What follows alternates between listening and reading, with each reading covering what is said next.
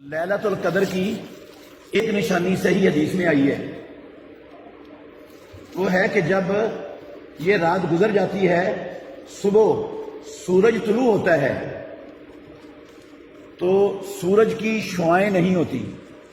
وہ ایسے جب چڑھتی ہے نا سورج کی ٹکیا تو بالکل پلیٹ جیسی ہوتی ہے، جیسے پلیٹ ہے، اس کے اندر سے کوئی کرن کوئی شعاع نکل نہیں رہی ہوتی۔ یہ نشانی ہے، اور یہ رات کو نہیں پتہ چل سکتا، یہ سورج نکلنے کے بعد پتہ چلے گا کہ جو رات گزری ہے وہ کون سی تھی، لیلۃ القدر کی رات۔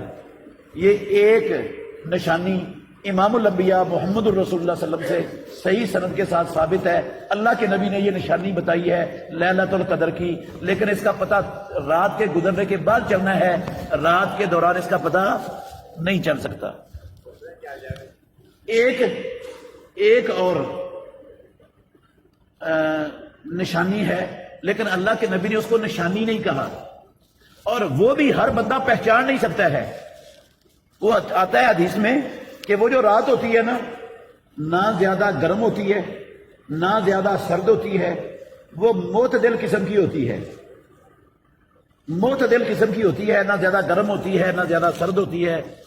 نہ گرمی کی شدت نہ سردی کی شدت، معتدل قسم کی ہوتی ہے، درمیانی سی۔ یہ پہچاننا بھی بڑا مشکل ہے، یہ بندے کے لیے پہچاننا بھی بہت مشکل ہے۔ اکثر راتیں ایسی ہوتی ہیں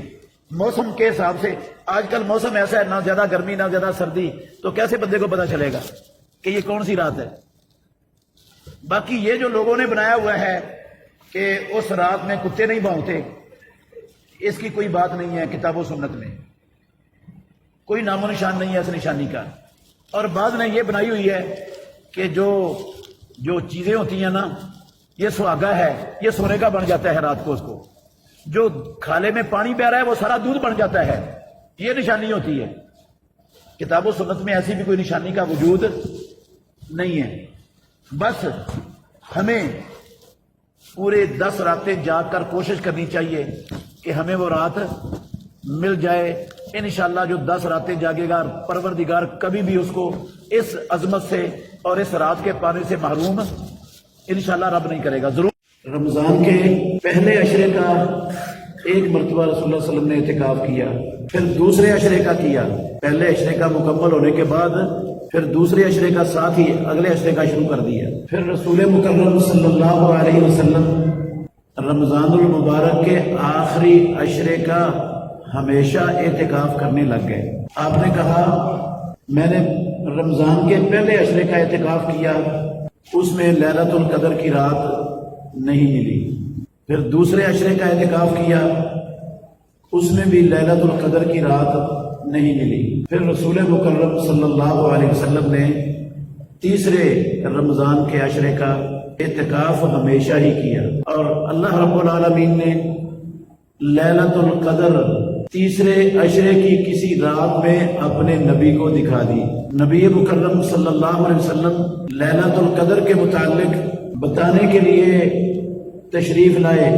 رستے میں 2 بندے لڑ رہے تھے، جھگڑ رہے تھے، تو ان کے جھگڑے کی اور لڑائی کی نحوست کی وجہ سے اللہ رب العالمین نے یہ علم اٹھا دیا اپنے بندوں سے۔ پھر رسول مکرم صلی اللہ علیہ وسلم نے فرمایا بھئی میں تمہیں لیلۃ القدر کا بتانے آ رہا تھا، فلاں اور فلاں جھگڑ رہے تھے، لڑ رہے تھے، رب العالمین نے لیلۃ القدر کا علم اپنے بندوں سے ہی اٹھا دیے، اب تم التمسوها فی العشر الاواخر، لیلۃ القدر کی رات کو آخری 10 دنوں میں تلاش کیا کرو۔